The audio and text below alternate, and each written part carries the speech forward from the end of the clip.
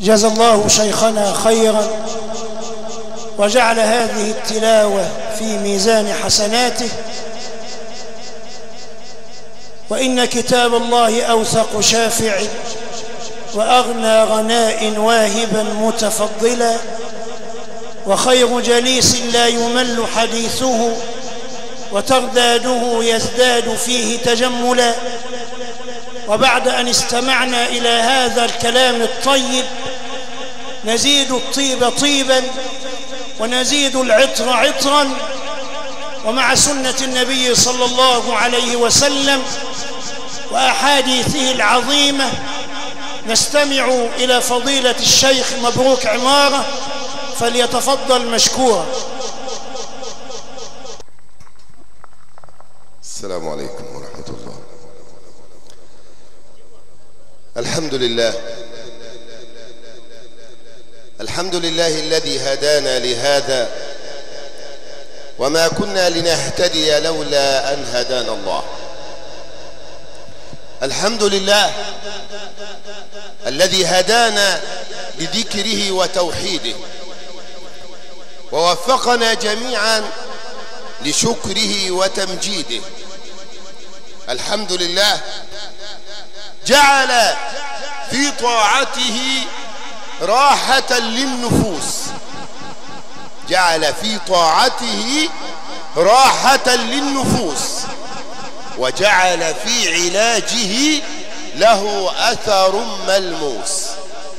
الحمد لله حمد نفسه فقال في كتابه الكريم الحمد لله رب العالمين، وأثنى على نفسه في كتابه الكريم فقال مالك يوم الدين. الحمد لله وكفى وسلام على عباده الذين اصطفى. نحمده سبحانه وتعالى ونشكره ونستعين به ونستغفره ونتوب بالله تعالى من شرور أنفسنا ومن سيئات أعمالنا، ونستفتح كما عودنا الرحمن بخير الكلام ألا وهو القرآن الكريم. يا أيها الذين آمنوا اتقوا الله حق تقاته ولا تموتن إلا وأنتم مسلمون، فإن خير الكلام كلام الله تعالى، وخير الهدي هدي رسول الله صلى الله عليه وسلم، وشر الأمور محدثاتها، وكل محدثة بدعة، وكل بدعة ضلالة، وكل ضلالة في النار. ونشهد أن لا إله إلا الله وحده لا شريك له، له الملك وله الحمد وهو على كل شيء قدير.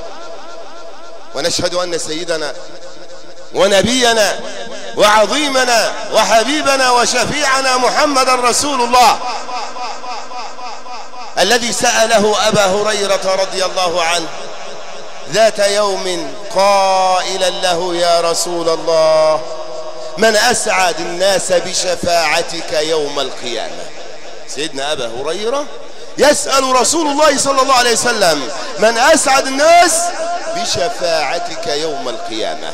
يقول صلى الله عليه وسلم أسعد الناس بشفاعتي يوم القيامة من قال لا إله إلا الله خالصا مخلصا من قلبه.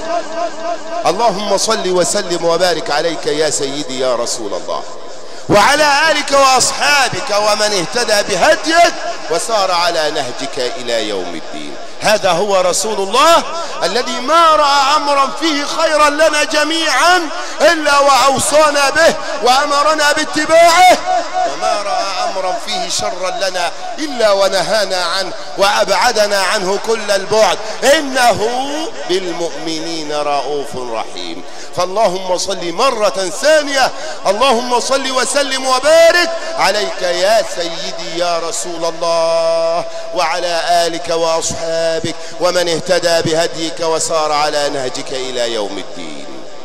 أحباب رسول الله صلى الله عليه وسلم، أحباب المصطفى، أيها الجمع الكريم، نحن في عرس نحن في ليلة عظيمة نجتمع فيها على المحبة وعلى المودة، فإذا ما تحاب المسلمون لله ولرسول الله صلى الله عليه وسلم تحقق لهم كل الخير، لأن القرآن الكريم ماذا قال عن أمة محمد صلى الله عليه وسلم؟ كنتم خير أمة أخرجت للناس. نحن أمة محمد نجتمع دائما على محبة الله وعلى محبة رسول الله. أيها الجمع الكريم أحباب رسول الله صلى الله عليه وسلم، نبارك هذا الجمع ونبارك للعروسين في الزفاف أحباب رسول الله، نبارك لهما بالزواج، فاللهم بارك لهما وبارك عليهما واجمع بينهما في خير يا رب العالمين. ادعوا معي جميعا أحباب رسول الله، اللهم بارك لهما وبارك عليهما واجمع بينهما في خير يا رب العالمين. اللهم بارك لهما، للعروسين ولأولياء الأمور أحباب رسول الله، للأب والأم، للزوج والزوجة. فجئنا في هذا اليوم لكي نبارك ولكي نتحاب ولكي نتآخى في الله تبارك وتعالى، لأن المحبة في الله واجب علينا أحباب رسول الله، واجب علينا أن نتحاب. فإذا ما تحاب المسلمون وتعارفوا وتآلفوا تحقق لهم الخير، وتحقق فيهم قول الله تعالى: كنتم خير أمة أخرجت للناس. اتقوا الله في هذا اليوم الطيب المبارك، في هذا اليوم الطيب المبارك، وهو يوم زواج العروسين يا أحباب رسول الله. فعلينا أن ندعو لهما أن يكونوا سعداء في حياتهما، وأن يرزقهم الخلف الصالح. نعم، تعالوا أحباب رسول الله لنعيش مع رسول الله، مع سيرة رسول الله، مع كيفية زواج السيدة فاطمة بنت رسول الله.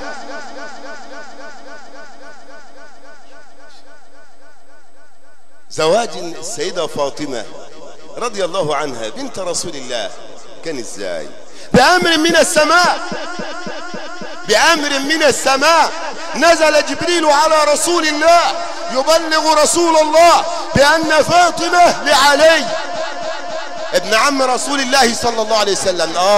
لأن سيدنا أبا بكر تقدم لها، وسيدنا عمر بن الخطاب تقدم لها، وسيدنا عثمان تقدم لها. ولما تقدم سيدنا أبا بكر لرسول الله علشان يتزوج فاطمة، وما أجمل فاطمة، إنها ريحانة رسول الله، ويطلب ايدها من النبي صلى الله عليه وسلم، النبي لا يرفض وإنما سكت. فعرف سيدنا أبا بكر أن رسول الله صلى الله عليه وسلم عنده سر يسكت عليه، ثم بعد ذلك مين؟ قالوا: روح يا أبا بكر يا عمر لعل رسول الله يرضى بك. فدخل سيدنا عمر على رسول الله يطلب يد السيدة فاطمة، ولما طلبها سكت. قالوا: روح يا عثمان لعل رسول الله يرضى بك. فنفس الحال إلى أن نزل أمر من السماء وهو الوحي، سيدنا جبريل عليه السلام يقول: فاطمة لعلي.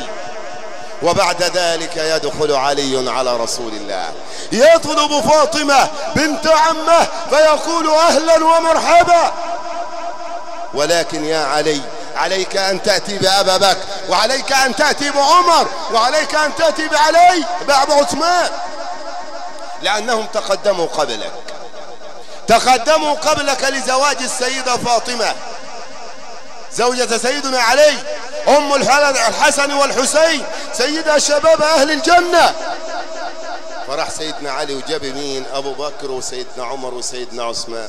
سيدنا رسول الله يقول لهم: أنا سكت لأن أنا منتظر أمر السماء، منتظر أمر السماء أن يزوجها لعلي، أو يزوجها لعمر، أو يزوجها لأبا بكر، أو يزوجها لعثمان. فكان الزواج من عثمان من علي ابن عم رسول الله صلى الله عليه وسلم.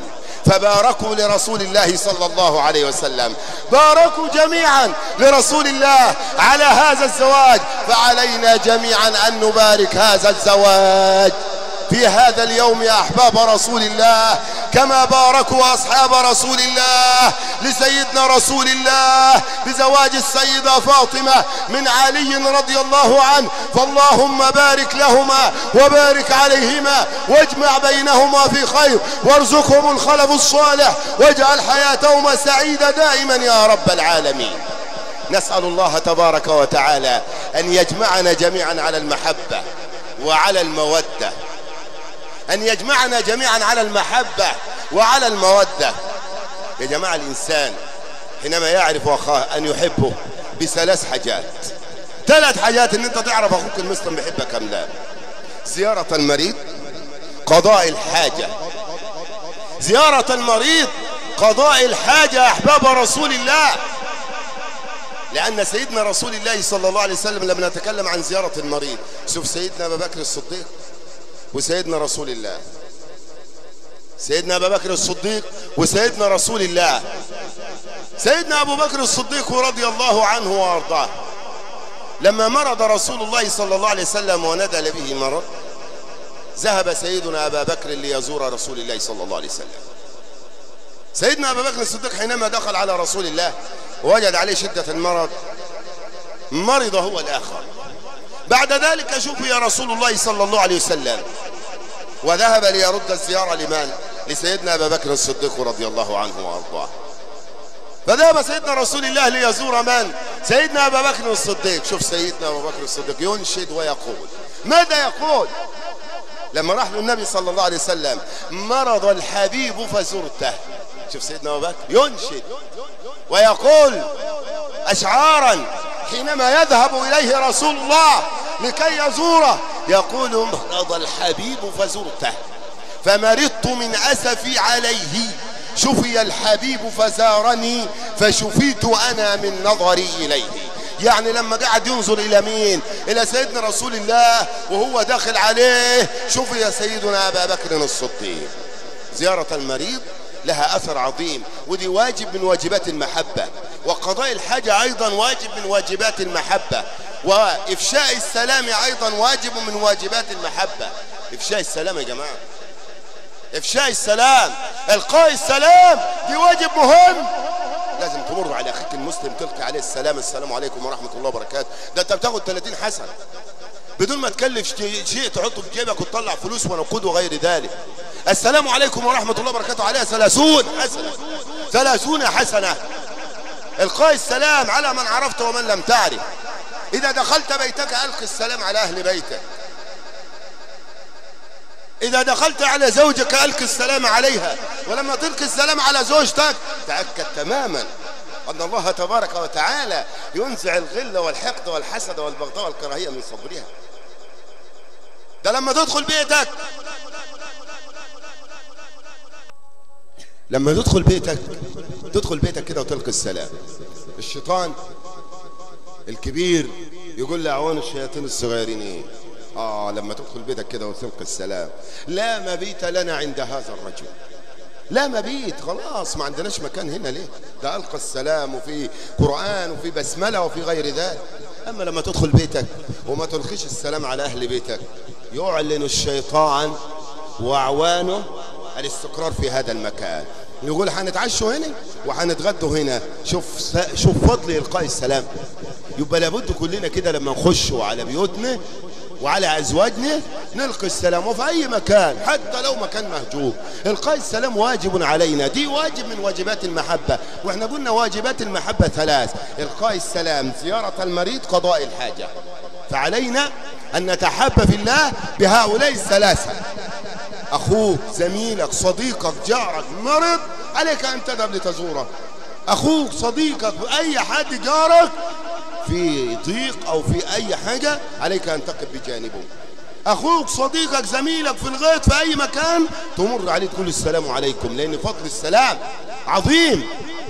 فعلينا أن نتحب في الله بهؤلاء ال3 أحباب رسول الله. أنا مش عايز نطول عليكم، نبارك للعروسين ونبارك للأب والأم وللعائلة جميعا بالزواج. فاللهم بارك لهما وبارك عليهما واجمع بينهما في خير، وارزقهم الخلف الصالح إن شاء الله، ويكونون من حفظة كتاب الله وحفظة القرآن الكريم. نسأل الله تبارك وتعالى أن يجعلنا جميعا ممن يستمعون القول فيتبعون أحسنه، وأن يتقبل منا الأعمال الصالحة، وأن يتقبل منا قراءة القرآن، وأن يرحم موتانا وموتى المسلمين، وأن ينصر الإسلام والمسلمين، وأن يجعل القرآن الكريم ربيع قلوبنا. وأقول قولي هذا، وسلام الله عليكم ورحمته وبركاته.